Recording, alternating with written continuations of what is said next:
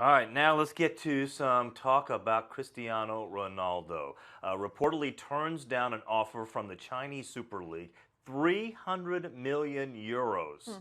That had to be that you just can't just say it, right? When you have that kind of an offer, yeah, I don't want to play in China. I mean, when somebody's presenting that kind of money on the table, you have to think about it just a little bit, don't you, Kevin? For me, I'm doing this. I'm like, Cristiano, absolutely applaud you for this. And his agent came out, and it was perfect timing, by the way. Oscar goes across for about $60 million in a transfer fee alone.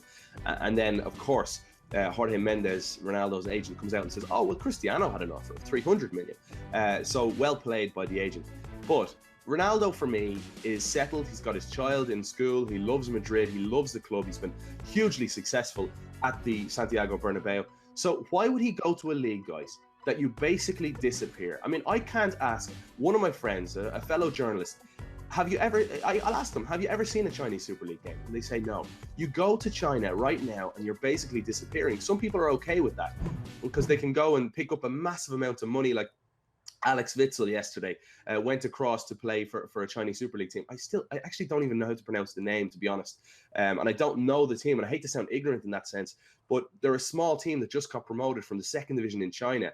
But they're after spending a monumental amount of money on this guy, and he turned down Juventus. And he's 27 years of age. To me, that's a problem, and that's money hungry. I know, for example, if I was being offered, or imagine you were being offered 5 million to play for Juventus and you have a chance of winning the Champions League, but you're being offered, say, 8 million to go to China, and you're not going to, I mean, no one knows about the Chinese Super League right now. I have an issue with this personally. And a lot of people are saying they're looking after their families, but how much money do you need? Yeah, that's actually a really good question. I think that's what it comes down to, right? It's easy, though. It's easy to say that, though. You're not the one, and we're not the ones getting offered 300 million euros, right? Okay, so what's more likely? Ronaldo finishes his career in China or finishes his career in MLS? For me, Ronaldo, absolutely MLS, no question, because Ronaldo loves his image, as we all know, loves the top off. I could see Ronaldo in LA or an expansion franchise in Miami. If David Beckham gets that thing moving and it gets started, Ronaldo being the first superstar, say, to come to Miami and play here. He loves Miami. He actually had a girlfriend. There was a girl called Cassandra Davis before this new girl on the scene that he was seeing here in Miami.